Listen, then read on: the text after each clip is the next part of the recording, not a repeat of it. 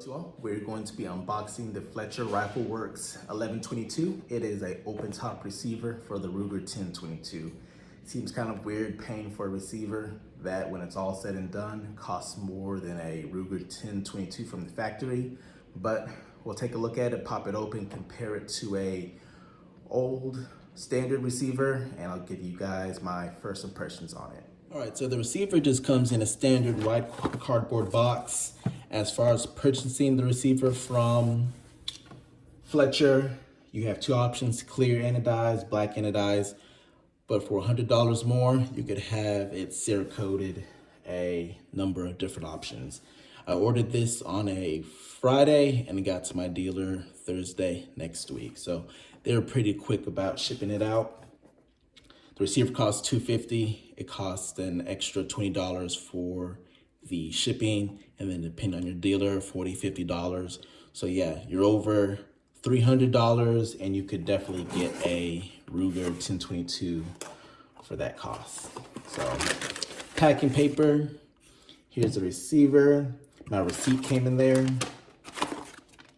Manual. All right, so here's the 1122. A beautiful looking piece of metal right here. So the standard receiver, as from what I understand, don't quote me on it, it's made from cast aluminum. This right here is machined out of a solid chunk of aluminum. On the website, it does not state what kind of aluminum. But man, it looks nice. They even have some design markings up here. And again, you can have anodized and black or clear, what this is here. And I think it looks really, really good. All right, so why should you buy a receiver that stripped and naked costs more than a complete rifle? So for me, my first reason is I think it looks cool. The design, the rail up here, the color. But the second reason, and which is probably the main reason most people get this, is the ability to take the bolt and clean your firearm without having to disassemble your Ruger 1022. From what I understand, it's not possible to get the same lockup repeat accuracy out of a Ruger 1022 because you have to remove this action screw, bolt the receiver into the chassis, the stock, and depending on the tension of the screw, sometimes if you have a barrel band, it can throw stuff off here and there with having to do that. Here, you're able to get to the guts without having to take this in and out of the receiver. They make this work, it's pretty cool. So the door is machined very nicely, and you have a little screw up there at the bottom that I'm guessing holds in this pin. And then your locking bar right here will fit under that cutout. And at the bottom here, you have a little hole. So I'm going to assume right there, you have a set screw, might be threaded in there. And you have here what is probably very, very close to a AR-15 takedown pin. So little spring, little detent, has pressure in there. That is what keeps that locked in place and keeps it from walking out. When it is closed, man, it's tight. The tolerance on this is really good. I'm not feeling any wiggle, even without it locked into place. So I could see somebody even mounting an optic here. Not the best spot, but it does feel solid as is right here. So I've actually gotten in trouble with YouTube recently, mostly with suppressors. I've been putting suppressors on firearms, and apparently that's a big no-no. And apparently, I'm not really sure, but you might not even want to put stuff in. So I'm not going to show actually putting the bolt in. But before we do that, we'll see if there's any weight savings or weight gains between the old receiver and the new receiver. But let's see what the old one, or the Fletcher, weighs.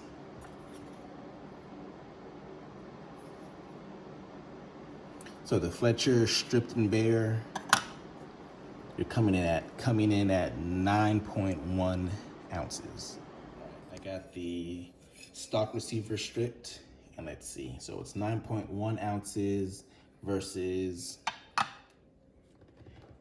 6 ounces. So you're gaining, what's that, 3.1 ounces with this receiver. Obviously you have a built-in rail here that is going to add on some weight. Let's see what it is. That's not 3 ounces, but still. Cast aluminum versus billet aluminum. And the looks on this can't be beat, in my opinion.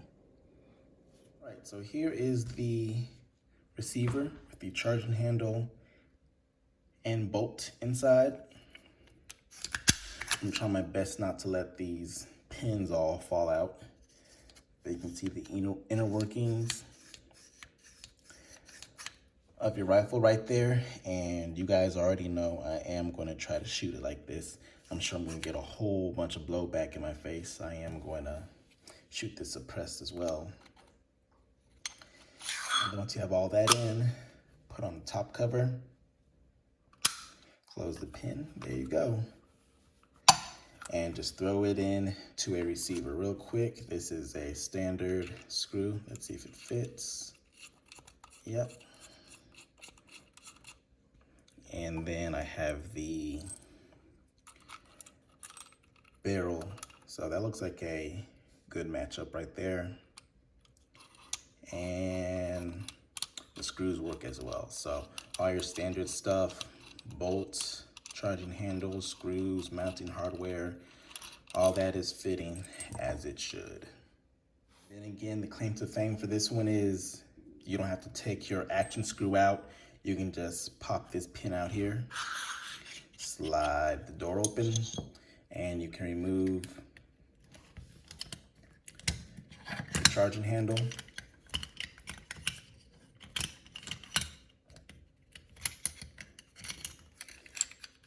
There we go.